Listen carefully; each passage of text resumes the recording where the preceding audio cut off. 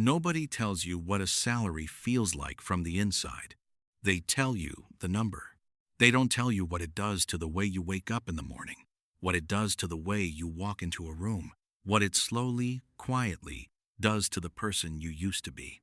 This is what each level actually feels like, not the math, the life. Level 1, $20,000. You don't think about money at this level. You think in money. Every decision converts automatically.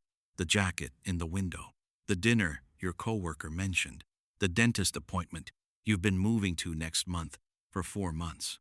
Everything runs through the same filter before you can want it. Can you afford it? Not can you afford it this week. Can you afford it without something else disappearing?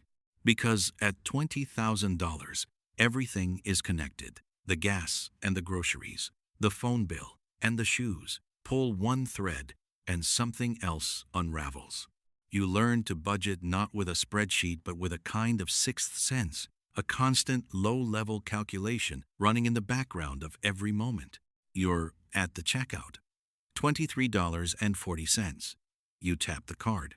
You don't look up while it processes, because looking up means making eye contact with the person behind you while you wait to find out if it goes through. It does, today. You exhale in a way nobody sees. Your phone is cracked, not shattered cracked. The hairline kind. You can still see through if you tilt it right. You've been meaning to fix it for 8 months. Fixing it means something else doesn't happen, so you tilt it right and keep going. Your friends from 2 years ago split into different directions without announcing it. Some moved forward, some moved away. You watch it happen on a screen while sitting in a car. You're not driving anywhere. The car is just warmer than outside. You search jobs at midnight. Every listing that pays more wants something you don't have yet. You close the tab. You open it again. You close it again. The fear at $20,000 isn't tonight. Tonight is handled. The fear is that tonight is permanent. The first rule: at $20,000, money isn't something you manage. It's something you survive inside. Level 2, $35,000. The first thing that changes is the door. You have one now, your own, a lock on the other side that belongs to no one else. You stand inside your first real apartment the day you move in, and it's small and the ceiling is low, and it doesn't matter because the quiet in it is yours. That quiet is the most expensive thing you've ever owned, and you got it for $35,000. You fill your gas tank completely for the first time in 2 years.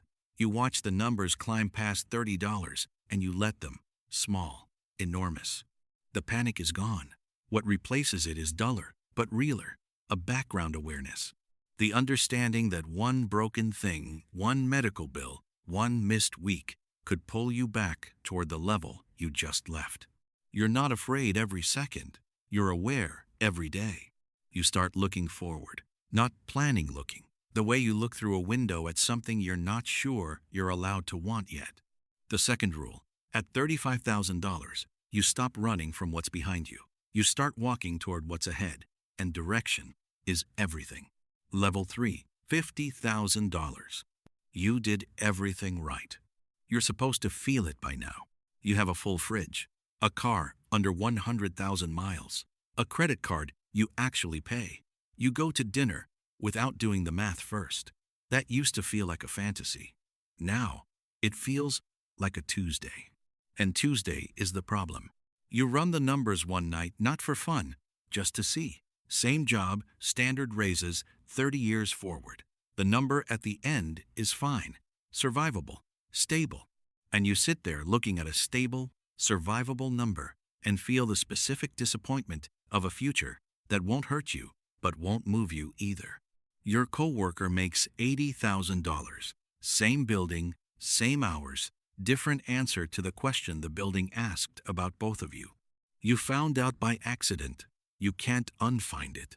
The gap isn't $30,000. It's a different apartment, a different kind of weekend, a different relationship with Monday morning.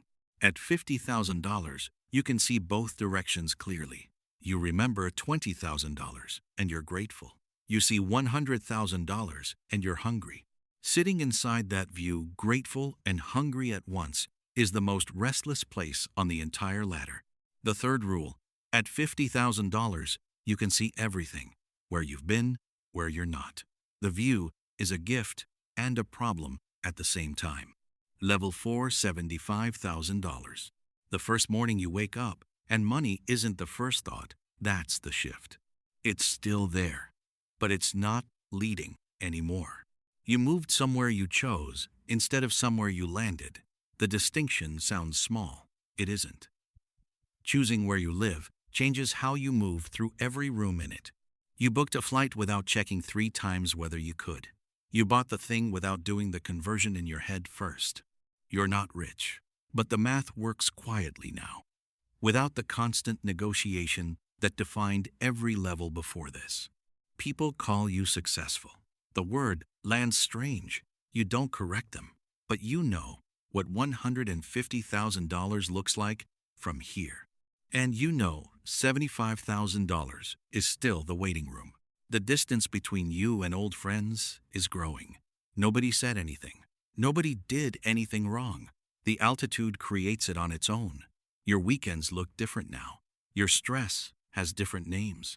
The conversation about splitting the bill doesn't happen anymore, and the absence of that conversation is its own kind of distance.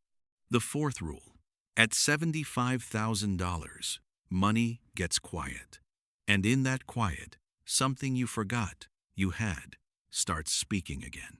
Level 5, $100,000. You thought crossing it would feel like a rival. It feels like a door. And on the other side of the door is a bigger room with more doors than you expected, and no one standing there to tell you which one. After taxes, $100,000 is $70,000, depending on where you live. In certain cities, that is survival money with a better title. You're rich to your family. You're average to your colleagues. You're an interesting number to the internet. Everyone has opinions about $100,000 that they didn't have about $35,000. Family calls more. Friends have ideas. People who have never held this number are very confident about what you should do with it. You stop telling people what you make. Not humility, self-preservation. The lifestyle improved. The happiness didn't scale the way you thought. The jump from $20,000 to $35,000 rewrote your life. The jump from $75,000 to $100,000 rewrote your options. Options feel like freedom until you realize freedom without direction is just a more comfortable version of being lost. You chased this number for years. Having it feels nothing like wanting it did. The wanting was the engine. Now, the engine is quiet. The fifth rule: 6 figures is not the destination. It's the moment you realize you never knew what the destination actually was. Level 6, $150,000. Life changes visibly. Not dramatically, visibly. Better apartment, actual vacations, a car you're not afraid of on the highway. But the biggest change isn't the apartment, it's the forgetting. You forget what the checkout line felt like when you weren't sure. You forget the tilt of a cracked phone screen. You forget the specific math of gas or groceries. And the forgetting creates a distance you don't notice until someone stands close enough to remind you. A friend asks to borrow money. The amount is nothing to you. You say yes without thinking. The way they say thank you has weight in it you weren't ready for. Gratitude from someone living in the version of your life you left behind. You live in different worlds now. Same zip code, different math. You measure freedom differently here. Not in what you can buy, in what you can refuse. Can you leave a job that drains you? Can you say no to people who take more than they give? The answer is almost. Almost is further than you've ever been. The sixth rule: at $150,000, money stops being the loudest thing in the room. What you do with the silence is the question. Level 7, $250,000. The language changed without you noticing. You don't talk about saving anymore. You talk about allocating. You don't talk about bills. You talk about structures. Your accountant knows things about your life that your closest friends don't. The circle got smaller, not because you chose smaller, because altitude selects for it. The people around you earn similar numbers, not by design, by gravity. Common language, common calendar, common set of problems that don't translate downward. You understand both sides of the distance now. You remember looking up from $20,000 at people who seemed unreachable. Now, someone looks up at you with that exact expression. Understanding both sides doesn't close the distance. It makes it lonelier. The seventh rule: the higher the salary, the smaller the room. And the smaller the room, the more you feel the walls. Level 8, $500,000. Money becomes invisible. Not gone, invisible. You don't check prices. You don't check balances. The question stopped being, can I afford this? And became, is this worth my time? Everything is measured in hours now. What costs you? Hours. What returns them?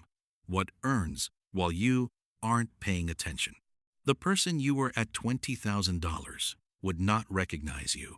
Not your address or your car or your vocabulary. You.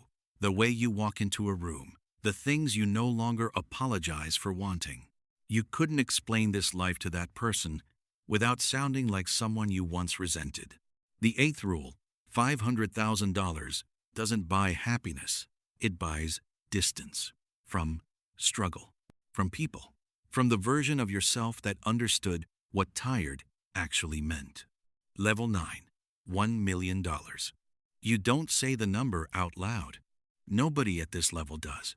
It exists in documents, in transfers, in conversations with attorneys who bill in 6-minute increments.